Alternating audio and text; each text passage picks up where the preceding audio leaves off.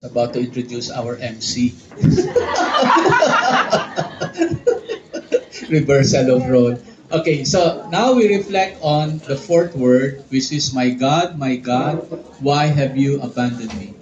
So let me begin with the word alone. That to be alone by yourself is a terrible feeling. During the pandemic, many of us felt being alone. And there is this fear that what might happen to me and I am alone here, who will bring my body to the Philippines? But sometimes during the pandemic, it's good to be alone because the person who might visit you might carry the virus. Leave me alone. I'm happy to be alone, because I am free from virus. Abandonment is worse than being alone. Abandonment is worse than being alone. Because you can be alone, but not necessarily that you are abandoned. But being abandoned means that people do not want to live with you, or that they want to stay away from you. The worst thing about abandonment is when those persons whom we rely on and those persons that we have been very generous about, and those persons that we have helped, that one call, we do not hesitate to return their call. And we know when they call, it is an emergency. And even if we have only a few with us, we did not hesitate to give even the less that we have. Jesus felt abandoned at the cross. Christ, while on the cross, felt abandoned. And he said, my God, why have you abandoned me? That Jesus was even abandoned by his own. And who is this own? His own Father. That expresses when Jesus said, my God, why have you forsaken or abandoned me? Is an expression of intense feeling of abandonment. That the person whom Jesus would have relied on at the moment of his death, at the moment of his helplessness, the one who sent him, and he being obedient to the Father, did this thing, and now he is abandoned. This is hard to understand. For the Son of God to be abandoned by his own Father. Many of us have an experience of being abandoned. You were abandoned by your friends. You were abandoned by your group mates. Worse is you have been abandoned by your own family. Abandoned in the sense that there is this request, and for so long a time that you have been supporting them or supporting this person, and then just because of one request that you have not given and said yes, that you were blocked in your Facebook account. And so many things, so many bad things have been said about you just because of that one thing. Because at that particular moment, you were also helpless. But the person seemed not to understand. What did this mean to Jesus when he said, my God, why have you abandoned me? And what does it also mean to us of having been abandoned? I'm saying this because we have also our own personal experience na tayo ay pinabayaan. Diyos ko, bakit mo ako pinabayaan? Asawa ko, buti na lang, pinabayaan mo na ako.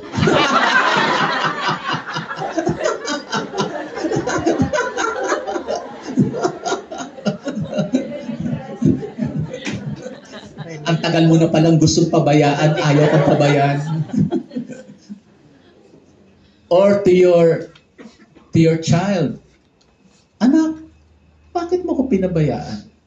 Ang sakit, no, para sa magulang na paipabayaan ng iyong anak na iyong sinuportahan, dinamitan, pinag-aral, lahat na ibinigay mo. No? Ito ang kapalit. Pinabayaan ka. Many of the theologians, when Jesus said, my God, why have you abandoned me? It is the highest form of faith on the part of Jesus. Yung pananalig, yung pananampalataya ni Jesus sa kanyang Ama ay pinakita niya, ipinadinig niya sa pagbigkas ng mga salitang ito. Ama, Ama, bakit mo ako? Aking Ama. Hindi lang niya sinabing God o Father, pero aking Ama. Wala nang ibang Ama, ikaw lang. No? Ikaw yung Amang tinutukoy ko. Bakit mo ako pinabayaan? This is to re-emphasize yung obedience ni Jesus. This is to re-emphasize His submission to the divine will of God. Na ito ang gusto mong gawin ko. At ito na, ginawa ko na. Pero, ang kapalit, bakit mo naman ako pinabayaan? The prophet Job said, though I am afflicted, I will still worship you. Though I am afflicted, I will still worship you. Doon sa inyo na mga nanunungkulan dito sa simbahan, doon sa inyo na kahit walang katungkulan dito, ay palagi na lang nandito sa St. Joseph at nagsisimba.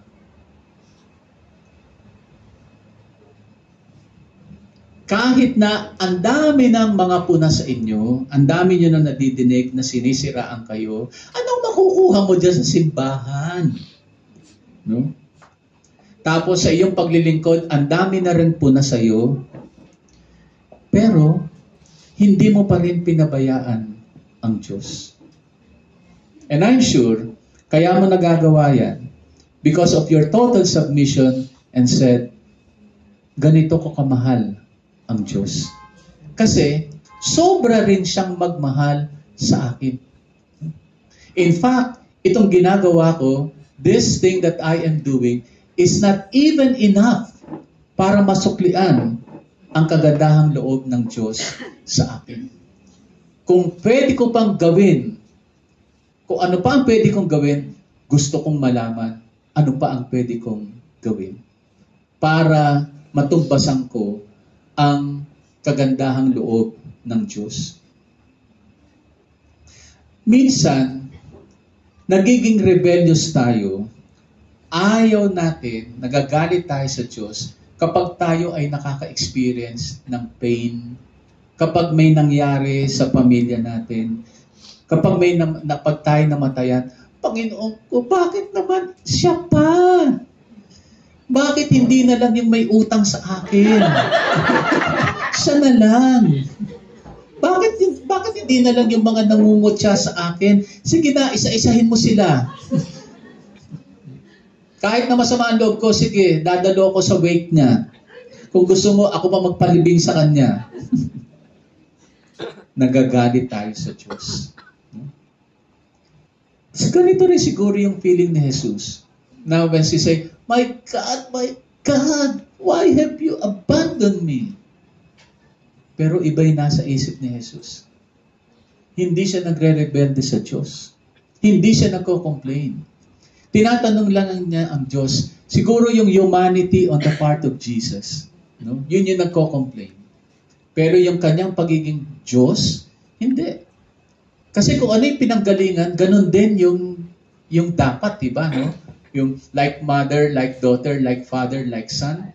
So kung like father, like son, kung yun ang gusto ng Diyos, yun ang masusunod. No?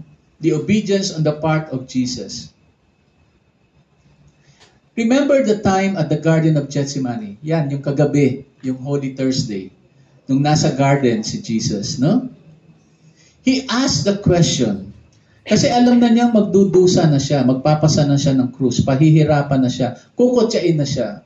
He asked the question, why?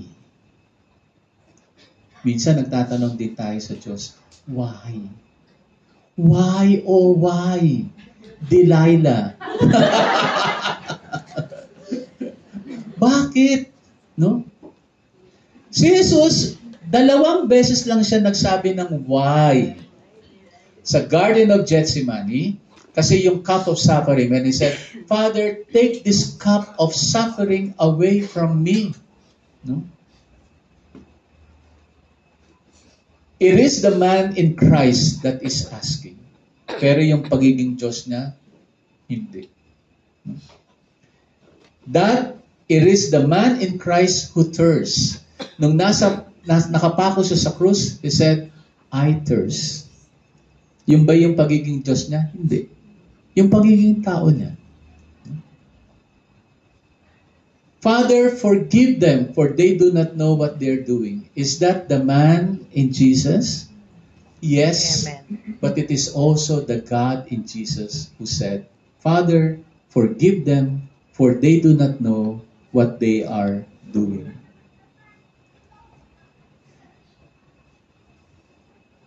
Full abandonment to the will of God. When Jesus is crucified, no, and dying on the cross, He expresses full abandonment. Ito yung mangyayari mamaya sa pagkakapako ni Jesus sa krus. And I would like you to take note of this. Tinalikuran ni Jesus, and this is why Jesus said, Father, Father, why have you abandoned me? Kasi totoo talaga na inabandon na siya ng Diyos Ama. For what reason? Kasi tinanggal ni Jesus yung kanyang pagka-Diyos. At inako ni Jesus ang lahat ng kasalanan ng mundo. All the sins of the world. Jesus removed His cloth of divinity and put on the cloth of sinners.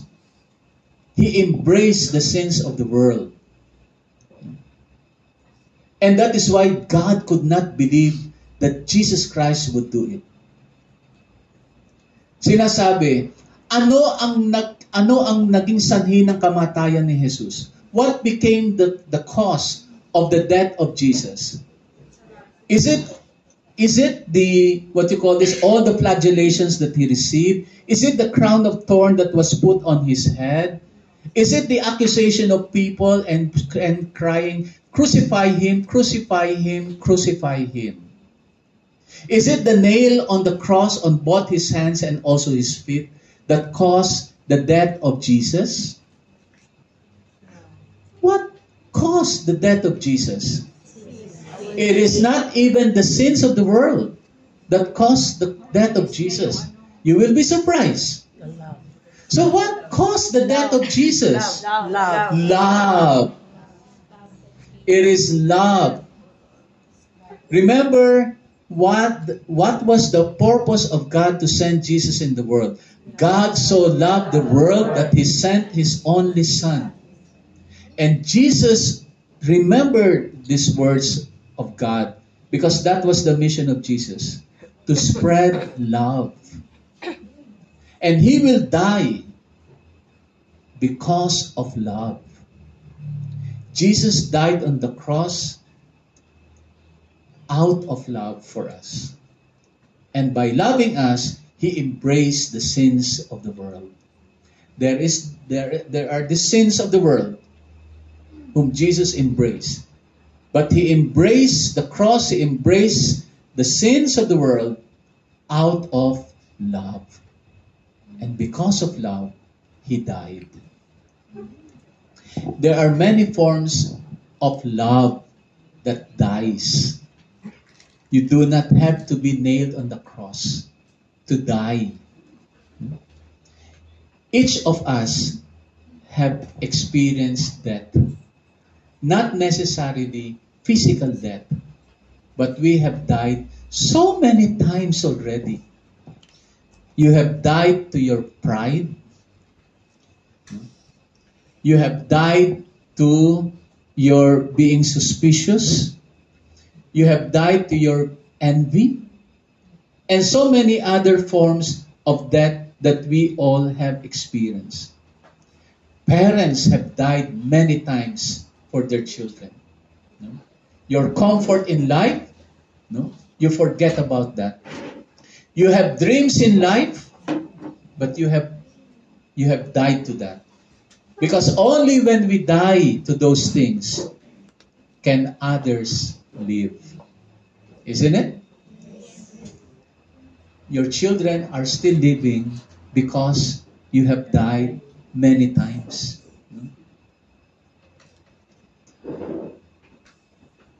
Abandonment on the part of Jesus. Let's go back to the abandonment. I'm just advancing because I might miss the main point of the talk, no, which is love, no, abandonment, no. Who are those people who were saying, crucify him, crucify him? Because on Palm Sunday, these same people who benefited from Jesus, one of which I already mentioned, the mother, whose daughter Jesus resurrected, and then there is this woman who for several years had been bleeding with blood, and she said, if only I can touch even the tassel or yung hibla ng damit ni Jesus, I will be healed. And when Jesus passed by, he was able to grab yung sinulit, no, ng damit ni Jesus, at siya ay gumaling. Nandun din siya, Hosanna, Hosanna, siya ang nagpagaling sa akin. No?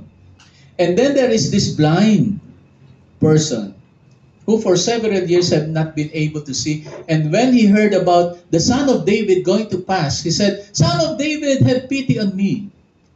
And then Jesus went beside him, approached him, and then touched his eyes.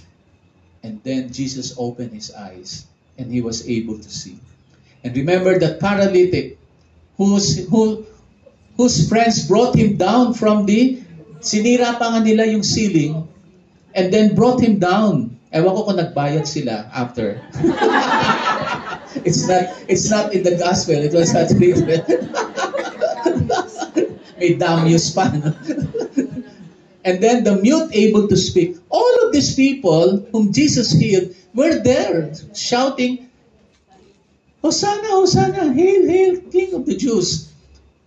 And then on Good Friday, ang bilis nagbago ng tono. Crucify him, crucify him. They would not want to be involved. Sounds familiar. Sa mga kaibigan. Kapag may kailangan, kaibigan. Pero pag ikaw na nangangailangan, excuse me, do I know you?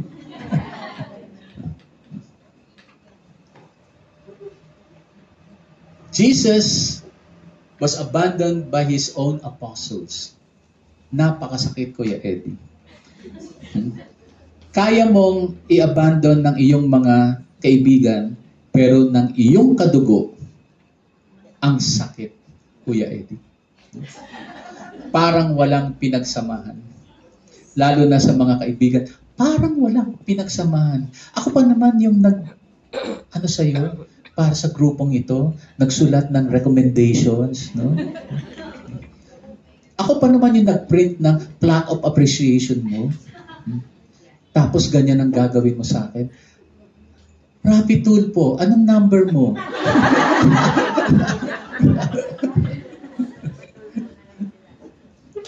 Tapos, nung huling lamay sa akin, kahit man lang sumilip ka sa pinto.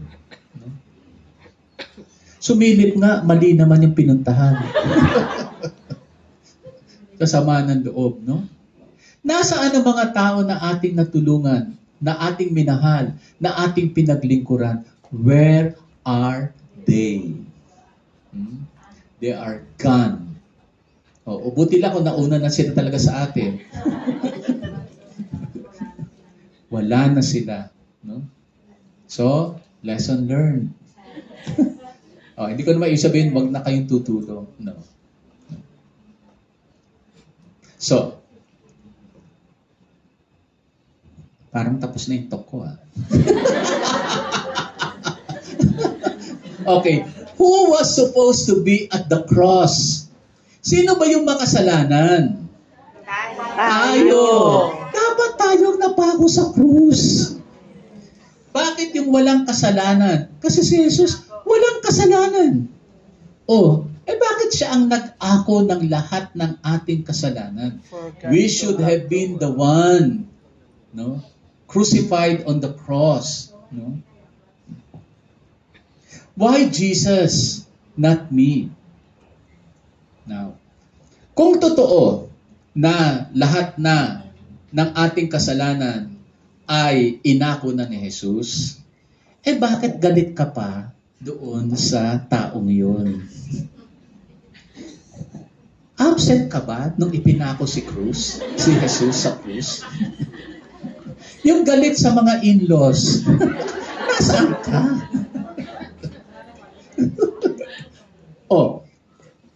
And this is the point of Good Friday. I have to examine myself. Mukhang hindi pa talaga lahat ng aking kasalanan ay naako na ni Jesus. Meron pa pala akong kinikimkim na sama ng loob. Meron pa pala akong mga hinaing sa buhay. Meron pa pala akong mga kagalit na tao, lalo na yung mga hindi pa nagbabayad hanggang ngayon. Dala-dala ko yung listahan just in case. Kung ito na ang time. Hindi ko na lalagyan ng interest, makabayad lang. Talaga bang nahugasan na ng dugo ni Jesus ang lahat ng aking kasalanan? Mukhang hindi pa. Nakatitiyak ba tayo? Kasi kung hanggang ngayon masama pa rin ang loob natin, mukhang hindi. At kung talagang hindi, kailan mo ipapako sa krus kasama ni Jesus? Baka ito na. Sa muling pagpapakapako ni Jesus sa krus, baka ito na. Lord, pwede bang ihabol? Pwede. Kaya nga taon-taon meron tayong mga mahal na araw. Kasi binibigyan tayo ng sapat na panahon ng Diyos upang tayo ay mawalan ng kasalanan. Bakit? Ito daw yung reason kung bakit finorsake ng Diyos Ama si Jesus. Naggalit ang Ama sapagkat galit ang Ama sa kasalanan. Hindi sa makasalanan. Hindi sa tao. Doon sa kasalanan. Kasi ang kasalanan, kalaban ng Diyos. So, tayo ba ay kakampi ng Diyos o kakampi ng Diyos? Nandito yung botohan, ha? Sulat yung pangalan. Kanino ka? Sa Diyos o sa kalaban ng Diyos? Kasi kung nananahan pa dyan ang kasalanan, you are not in good terms with God. Kasi sabi nga, we have to be in the state of grace. Kaya siguro nagkakawindang-windang ngayon ang buhay ko. Kaya siguro may mga hinihiling ako sa Diyos, ayaw niyang ibigay. Kasi gusto niyang unahin yung lahat ng sama ng loob ko. Yung lahat ng mga galit ko. Nandyan pa kasi. Kaya hindi manahan ang Diyos sa akin. Have we been really washed by the blood of Christ? Kapag tinataas yung ostya, sinasabi, Lamb of God who takes away the sins of the world. So ano ibig sabihin nun? Tayo mga nagkasala at hanggang ngayon ay may kasalanan, tanggapin natin si Jesus. At humingi tayo ng kapatawaran kay Jesus sapagkat si Jesus lamang ang maaring magpatawad at tumanggap sa atin sa kabila ng ating kasalanan. Sapagkat aakuin niya ang kasalanan ng bawat isa sa atin. So, nakatitiyak na ba tayo na nilinis na tayo ni Jesus? Nagpalinis na ba tayo ng ating mga kasalanan? Meron bang nababago sa atin sa taon-taon na pagdiriwang ng Holy Week? O as it was in the beginning, is now, and ever shall be, world without end. Amen. Kung ano ka noon, ako pa rin to ha. Ikaw pa rin. Walang pinagbago. Sa pagsisilbi sa simbahan, nababago ba tayo ng pagsisilbi na sa atin sa simbahan? Oo, Father. Mas lalo nga akong masungit ngayon eh. Oo, Father. Sa tagal ko dyan, ang dami ko ng kaaway. Nababago ba nito tayo? Have we been cleansed unto salvation? Kaya minsan, hindi natin, minsan, nadidinig natin sa ibang tao, ay, nako, mas mabuti pa yung hindi taong simbahan, mas mabait. Yung isa, kami misa lang. No? Paglabas dyan, iba na siya. No? Nagtatransform. Nagbabagong anyo. Na dapat sana kung ano yung pagbabagong anyo sa loob na simbahan, dala-dala mo yan paglabas mo, hindi nag-change costume eh. May dalang costume, kaya palang kapal ng bag, may trolley bag pa. Kasi nandun yung kanyang costume na normal. Yan, yung mga taong simbahan. Watch out. Kasi ang laki na expectation sa inyo. Lalo na, no, kahapon sa homily ko, yung Eucharist, kasi it talks about washing of the feet, and it talks about humility, na si Jesus nagpakumbaba, kaya nga siya bumaba, no, kasi trabaho yun ng isang naglilingkod, ng isang domestic helper, na isang nagsisilbi, lumuhod siya, which is humility, and then, nag-serve siya sa paghuhugas ng paa. Pagkatapos na ialay niya ang katawan at dugo sa Eucharistia, yung supper.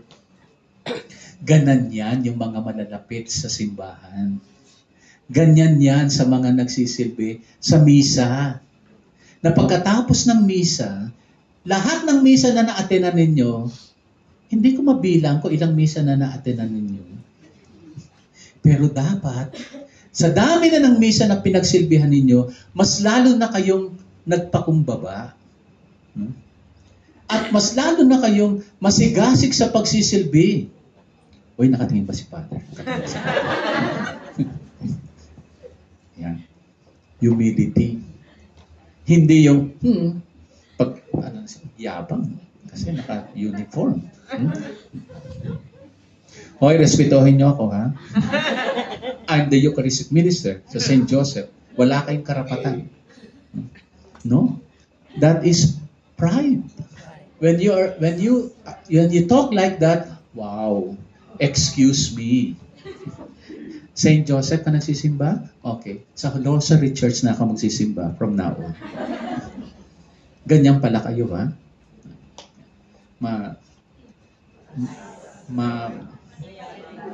Mayabang,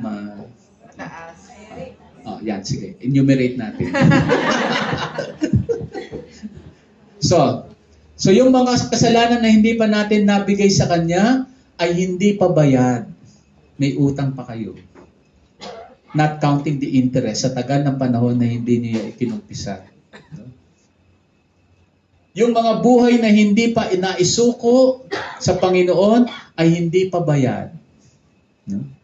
Hindi pa ako tiyak, pero gusto ko nang matiyak, Lord. Gusto kong matiyak. Makatiyak na ako ay sinalba mo na. Sige, this is the time. Magkukumpisan na ako. Para mamaya, sa pagkakapako ni Jesus, kasama na yung lahat ng kasalanang kinikimkim ko. Ibubuhos ko na lahat. So today, sana all. Sana all. No? Isama mo na yung biyanan mo. No? Isama mo na yung asawa mo na iniwang ka. No? Isama mo na yung mga hindi nagbayad sa'yo. No? So, para sigurado tayo na tayo ay sinalba ng Panginoon. Lord, I cannot pay for my own sins, but please Do take them so that I can be saved. So, Good Friday. What is good on Good Friday? Ang sama, ano? Good Friday, tapos magdudusa si Jesus. No? I-greet ka pa nga, Happy Good Friday! Kamatayan ni Jesus. No? Happy? No? Tapos holiday? Pinagdiriwang. Kamatayan ni Jesus, pinagdiriwang. Pero kailangan ipagdiwang. Kasi muli tayong iniligtas ni Jesus. Kailangan ipagdiwang kasi kakaibang uri ng pag-ibig ang ipinakita ni Jesus. Kailangan ipagdiwang kasi tinubos niya tayo sa kasalanan. Nakakahiyaman. No? Pero yun ang gusto ni Jesus. So, paano natin siya masusuklian? Father, nasan yung envelope? Pwede na ba, ano? Magkano ho ba yun? Hindi. Ang hinihinang ng Diyos, yung kasalanan natin, na kailanman ay hindi matutumbasan. So, pwedeng Good Friday, totoong Good Friday to celebrate kung tototohanin natin ang hinihingi ni Jesus sa atin. So mamaya, pagtingin ninyo doon sa veneration of the cross, kapag itinataas na yung krus, 3 beses itataas yan. At kung may pagkakataon na makakahalik kayo sa krus, kasi may pagsamba, diba? Lalapit kayo sa isa doon sa krus, no? Isuko nyo na kay Jesus kung ano ang kailangan nyo isuko. Dalhin nyo na yung mga listahan.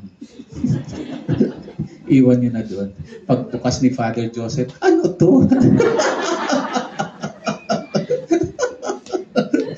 Listahan ng mga sama ng loob, listahan ng mga tao na nakagalitan niya.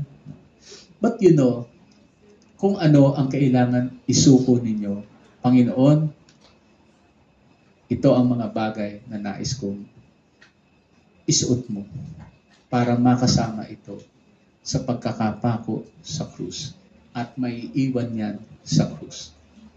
And hopefully, this Good Friday will really be a good day for each one of us. Okay? So, tapos na ang aking talk.